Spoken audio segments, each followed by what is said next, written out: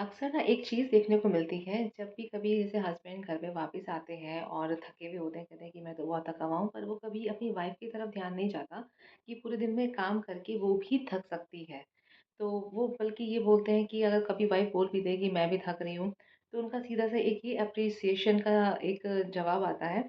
कि तुमने करा ही क्या है, तुमने वो घर के काम ही तो होते हैं, तो उसमें किस चीज़ में थक गई तुम। पर ऐसा नहीं है, घर के काम करने में भी बहुत थकान होती है और हमें तो उल्टा ये बोलना चाहिए उसको कि अच्छा है कि आप ये काम करते हो, एप्रिसिएशन बहुत ज़रूरी है, तारीफ़ छो थोड़ी-सी तारीफ़ किसी भी छोटे से छोटे काम की करनी ज़रूरी है, क्योंकि वाइफ़ कई बार होता है ना कि वेट कर रही होती है कि ये भी कर लूँ मैं, वो भी कर लूँ, सारे काम अच्छे से पूरे हो जाएँ, उसके बाद शाम को शायद कुछ अच्छे वर्ड सुनने को मिलेंगे, पर वो जब नहीं मिलते तो फिर बहुत डिसअपॉइंटमेंट भी हो जाता है। ये होना चाहिए बल्कि घर में कि चाहे वो इन-लॉज़ हैं, चाहे वो हस्बैंड हैं, थोड़ा-सा उनको पुश करना चाहिए कि ठीक है, घर के काम होते रहेंगे, आप अपने लिए भी टाइम निकालो, खुश रहो।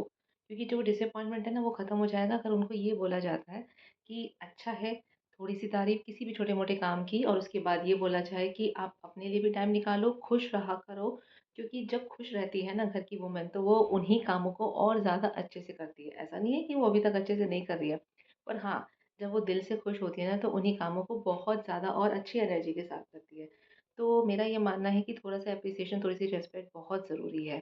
और वैसे भी ये आप ये भी कह सकते हो, अगर किसी का शौक अपने-अपने अलग होते हैं सबके साथ, किसी का हो सकता है पढ़ने का शौक हो, किसी को पेंटिंग का या किसी को कुकिंग का, किसी का भी, तो उनको उस तरफ पुश करना चाहिए कि जो शौक है वो करो। और वैसे भी इस चीज़ में ये ज़रूर मेरा मानना है कि लड़कियों को या लेडीज़ को, जो वाइफ़ हैं, जो नहीं किसी वजह से अगर पढ़ पाई हैं पहले शादी से पहले, तो उनको इस चीज़ के लिए ज़रूर पुश करना चाहिए कि आप पढ़ाई करो। एजुकेशन हर तरह से बहुत ज़रूरी होती है,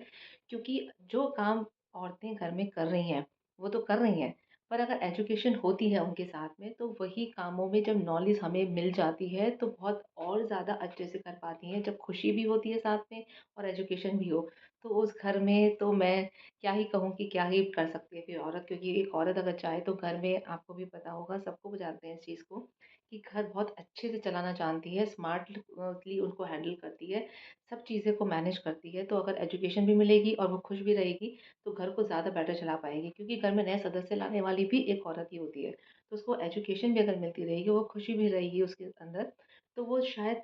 ज़्यादा बेटर होता है ना कि हम लोगों ने जो दिया सारा वो कन्वे होता है हमारे थ्रू आने वाले नए न्यू मेंबर को। तो अगर वो